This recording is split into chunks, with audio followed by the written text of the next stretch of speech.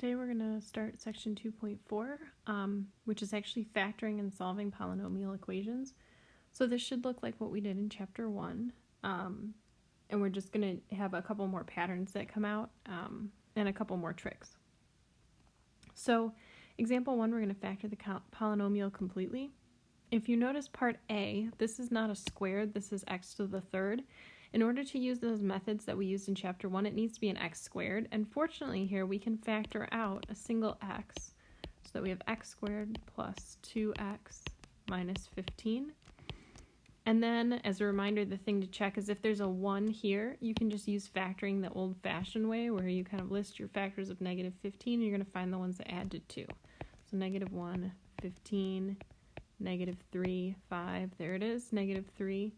Times 5 is negative 15, but adds to 2. So you have x minus 3, and x plus 5. Didn't ask us to solve, it just asked us to factor. So that would be our final answer. Remember, you can multiply that out to check that as well.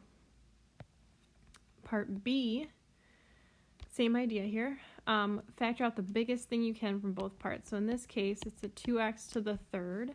Oftentimes it's this last power. So this would leave me with an x squared minus 9. If you remember your difference of cubes from chapter 1, difference of squares. You thought it went away, but it did not.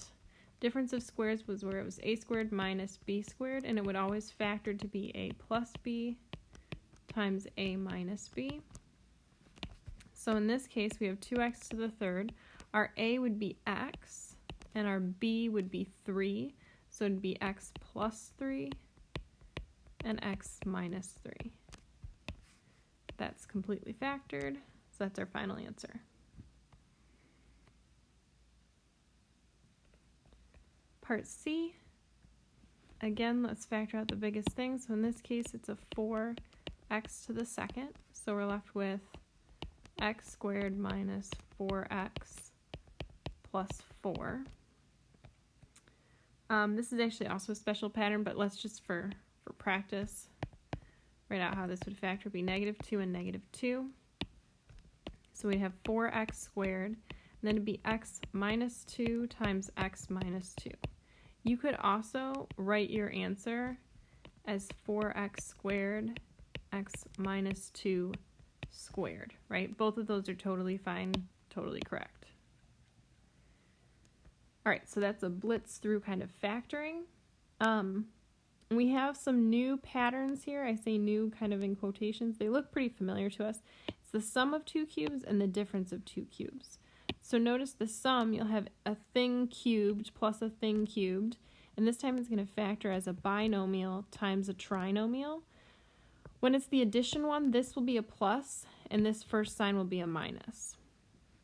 When it's the subtraction one, this first sign will be a minus, and then the rest of the signs are the plus.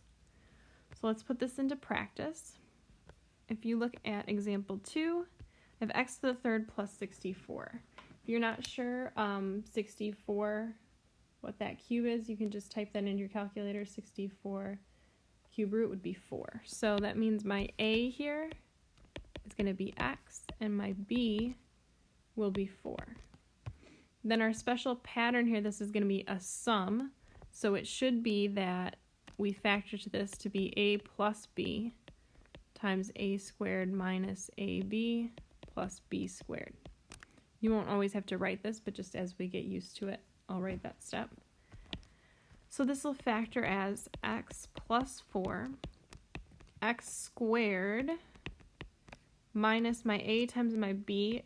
You could write x4, but let's go ahead and be normal people and write 4x. And then plus my b squared, which would be 16. And that is actually completely factored. So if you tried to factor this part, you would quickly see that this can't factor. And that's why this is actually just your final answer right here. So that's going to be always true for these special patterns. If we look at part B, and this time it's going to be a difference of cubes. My a is w, and my b here will be 3. Cube root of 27 is 3. So again, this factors as a minus b, and then it'd be a squared plus ab plus b squared. So when I factor this, I'll have w minus 3 times w squared plus 3w plus 9.